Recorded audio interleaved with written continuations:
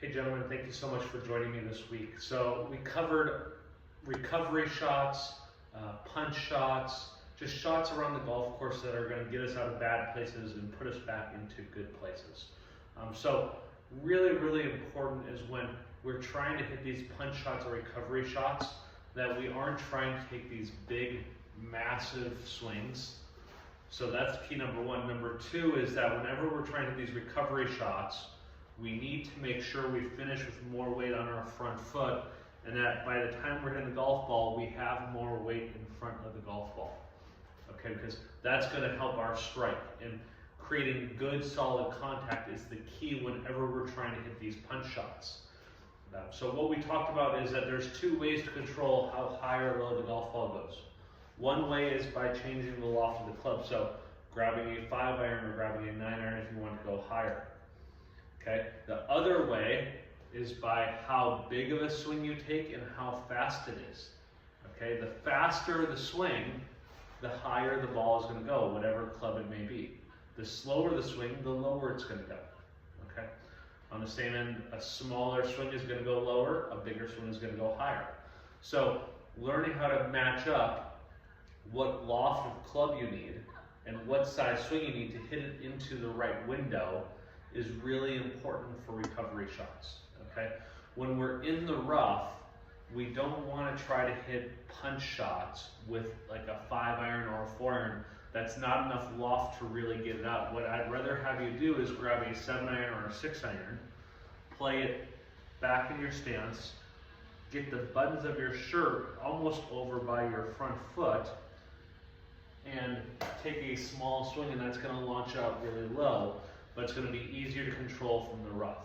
Okay, kind of the same in the pine straw. The pine straw, because there's no grass around the ball, you can get away using a 5-iron, but we still need to make sure we get our weight forward on our front foot when we're hitting those shots.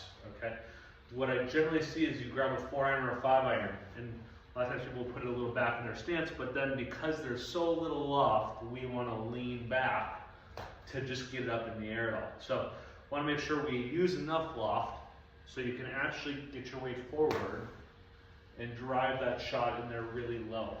Okay, so I really suggest trying this on the range with a 9-iron, a 7-iron, and a 5-iron, and figure out, mess around with your swing length, with your swing speed, with your setup, making sure you have enough weight forward. You can try a lot of weight forward, but mess around with those type of shots because they're really important to be able to have to trust when you get in trouble.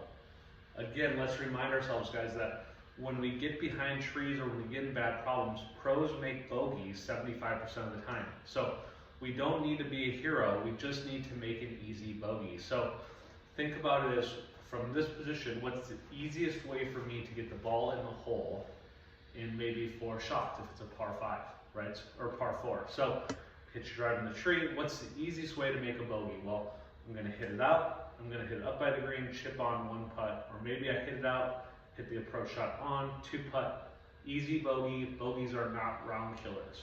Round killers are doing something that you're not used to or not comfortable with, and then you start to have the same shot again, you make a double or a triple. So we want to not have round killers. So being able to hit these shots out of trouble back into play is really important into helping you be more consistent with your scores. Alrighty? When we're doing that, we want to make sure that we understand what we're going to be doing with our approach shot into the green. So if I have 180 yards behind trees, if I don't like 80 yards or 60 yards, I don't want to hit my shot out to that distance. If I like my gap wedge from 100 yards, well then I'm going to hit a shot that's going to go to that 100 yards. So I want you guys to think about, where do I want to play my next shot from that makes me feel comfortable and gives me the best chance to get the ball onto the green. Maybe not get it really close, but what gives you the best chance to just be able to easily get the ball on the green the next shot. All right, so that's our challenge. When we get these weird situations, you know, we also talked about the fairway bunkers. Even in a fairway bunker, that's not a great situation. We would love to make a par, but a bogey is not bad. Again, fairway bunkers, the only difference we're doing is we're just choking up a little bit. and taking a little slower swing so your lower body can be more stable.